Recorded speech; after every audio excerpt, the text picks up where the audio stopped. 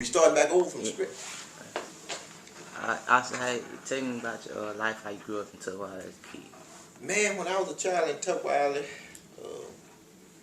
everybody had bikes, rode everywhere. Uh, Cowboys and Indians was a big thing. Mm. We didn't drink as many pops as we do now. Walked up and down the railroad track often. Things were just a whole lot simpler when I was a child.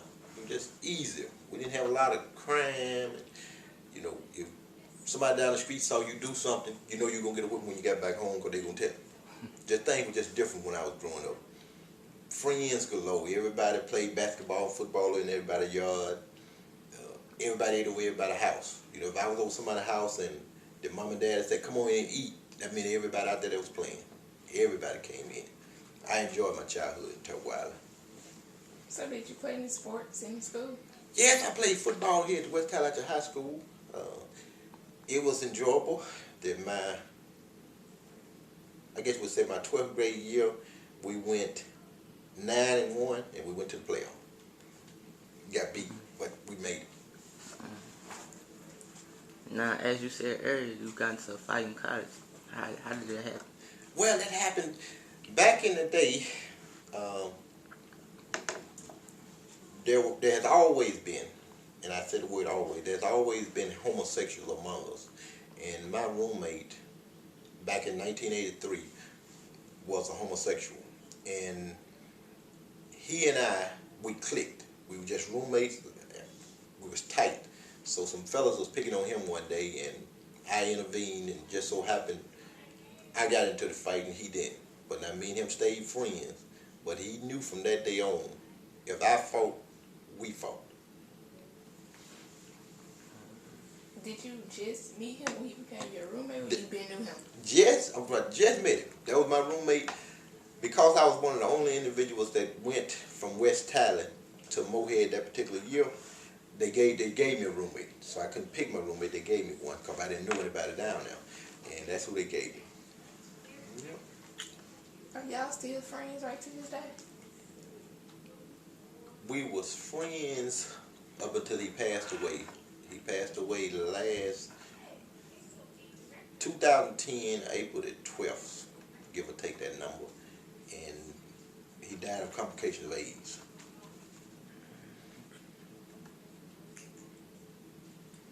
As you attended Mississippi Delta Community College, did you play any sports? No, I didn't play any sports. That once you go to college, you find out that's a big boys game. My college year, I weighed roughly 122 pounds, and I was too small to play basketball, football, too slow to run track. So before that fire happened, what did you want to be when you was a little kid? When I was a child, the only thing I ever dreamed of being was a mechanic. My father carried Hayes owned an automotive mechanic shop for 40 years, and he brought me up in the shop, and I guess that's why I got good hands today, because of my father training over the years. And all my life I thought I was going to be a mechanic. And I was blessed to work here at the West Tallahatchie School District as an SRO, School Resource Officer. And the way that job came about was they got a grant from the government, and the supervisors, the superintendent, and the school board had to agree on who they would pick. And because they couldn't find anybody, they came and asked me would I come down on a temporary basis, and the job turned out to be 7 years. Were you born back in the slavery days? No, in 1965 we was coming at, I'm not going to say it was the height of the movement, but in 65, when I was born in 1964, the Klan burned crosses in my mother and father's yard the year before I was born, because my father gave the marchers, they were marching through Mississippi to Jackson, and my father allowed the civil rights movement to spend the night in the yard. He fed them, and because he did that, the Klan burned crosses in the yard the next night to try to put fear in the Hayes family. But as you know by me talking, we stayed in Tallahatchie. We didn't move because of guess you could say, the strength that my father had back then.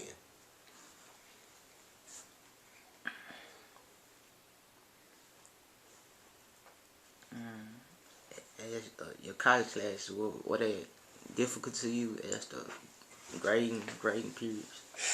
College to me was one of the funnest times of my life, and I guess I could say I took up farm mechanicing and air conditioning refrigeration, because at that time at the shop we worked on a lot of tractors as well as a lot of air conditioning. So I took these classes so I would be better on doing my job in the shop. Always have been good with my hands, always has been pretty smart individual. So I tried to do something that I could better myself and my family in the future that dealt with my hands.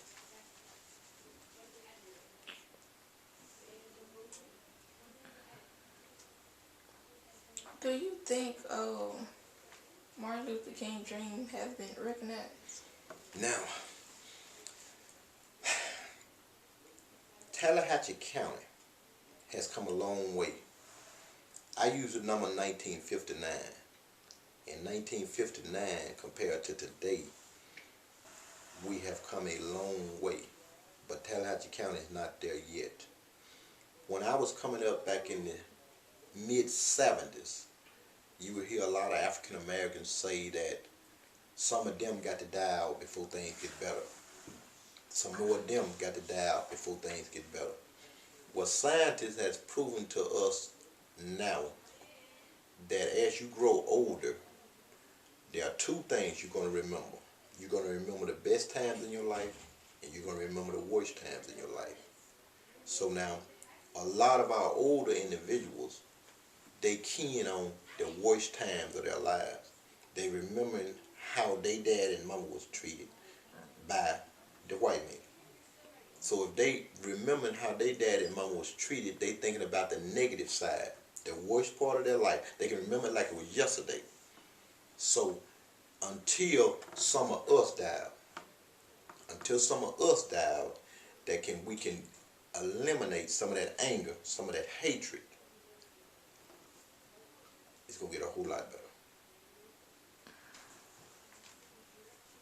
Do you like white people? Do you like white people? The word lack, I was in a conference down in Jackson, and a man asked me, did I have any white friends? I said yes. I got cussed out. Some people don't understand the word friend. Now, she asked me, do I like white people? Some of them, because I have some that I call friends. But now, do I like all white people? No. Do I like all black people? No. Do I like all Chinese people? No.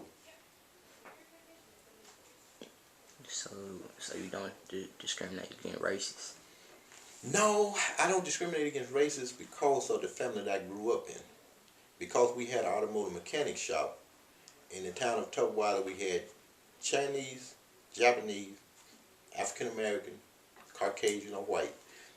I had to work on all these individuals' vehicles. So I didn't have a choice on black or white. Only thing I knew was I got a customer, and I got to treat this customer the best I can in order to get this customer to come back again. So, no, I don't dislike any race unless they trying to hurt my family. Did they speak English, Chinese, and Japanese? Now, back then, as you all know, y'all done been to stores around here, the grandparents of the children that we have running the grocery stores today, the grandparents barely could speak English, but that they knew how to count money.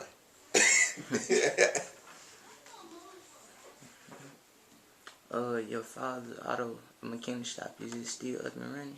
No, my father passed away, I guess about 6 years ago now. I worked on a mini car side by side with him, like I stated earlier. Well respected within the community by black and white. It was, I guess you would say, at the funeral, when we really found out how much other people really cared about it. I'm 46 years old, so I've been to many funerals in my life. But at my father's funeral, don't nobody believe it except the people that were there. Everybody in the funeral was laughing. We laughed and joked. You know, African Americans say when you die, you're going home. It's a homecoming. So we laughed and joked in that church. Man, you ain't no way you would have thought you was at a funeral. You had came by that church. You had to see the hearse sitting outside because it was laughing and joking and people just reminiscing about old times. So did nobody cry? Nobody. Nobody cried in that church. I'm talking about folks up. When you imagine people getting up telling stories, and every story that they tell is funny. Man, I remember the time when Kayra Hayes told me this story and that story. And I guess that's why I get a lot of my sense of humor from my father. I'm going to tell one of these quick stories. A man got up in the funeral and he said, back in 1963, I bought a brand new car and I wrecked it. I carried my car to Clarksdale to the Chevrolet place and they tore my car apart. But when the insurance check came, the insurance check wasn't enough money to fix it. I came down to Tallahatchie and I found old Kayra Hayes. I said, Kayra Hayes, can you put my car back together? Your daddy put my car back together and didn't even have a picture of how it looked. He didn't even have a picture of the car and put it back together. So everybody's getting up telling stories about hunting and fishing, things they did with my father. My father believed in training the next generation. What I mean by training the next generation, he just wouldn't carry me and my brother hunting. He would carry 12 kids hunting. He would carry 10 kids fishing because he understood the importance of bringing up children now and what they could become later. Do you try to follow in your father's footsteps? It's hard to fill certain shoes. Now, do I try to follow in his footsteps? I'm going to say no, I do not. Because I understand at that day and time, he could do things that I can't do. When I was at R.H. Beard in elementary school, the assistant principal at that time, Miss Eddie McCorkle, she told me that I need to take boys hunting, I need to take boys fishing. But I couldn't, because if I taught that young man how to shoot, and then that young man shot somebody later on, I was going to be held accountable. If I carried these young people fishing, and then when I'm away from home, they come out there and fish by themselves and they get drowned, then I'm responsible. So things has changed from when my father was doing things and where I'm doing things now. But now, do I do other things? I have gotten 3 other individuals from Tallahatchie County hired at the Greenwood Fire Department. Do I do other things? I make sure that children that hang out with my children don't be needing and lacking what my children have, because this is what I was brought up on. This is what I was trained. This is what I was taught. Back in the late 80s, early 70s, the West Tallahatchie School District used to take buses to Liberty Land in Memphis, big old amusement park at that time. And my father would give me a $50 bill, and he would say, I don't care if you don't come back with near a dime, but if I find out your friend was hungry and you didn't buy anything for him, you're going to get a whooping. And that's what I made sure my children understood. That's what they understood. Your friend don't lack if you got it. And that's what I try to make sure that I do and my children do.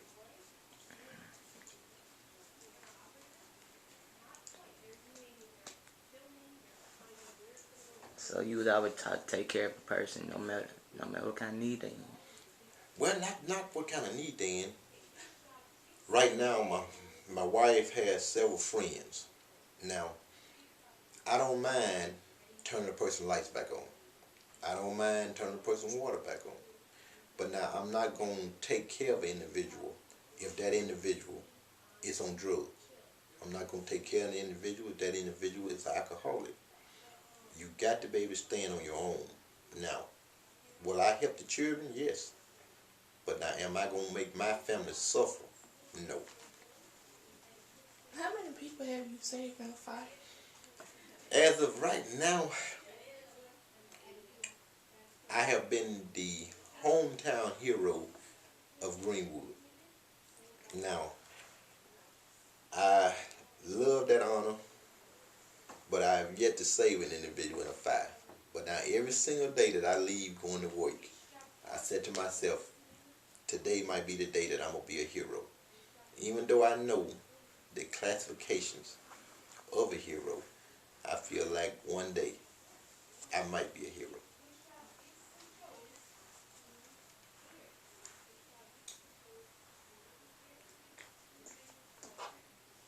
At, at the fire department, Greenwood, how are you ranked as a now? Rank in the fire department starts out as a firefighter, then you become a firefighter first class, then you're a sergeant, a lieutenant, and a captain. I'm a firefighter first class. I've been at the Greenwood Fire Department now for approximately 6 years.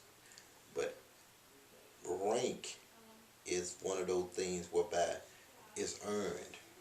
You can be a firefighter and still have the respect of a captain. You can be a firefighter and still have the respect of the chief.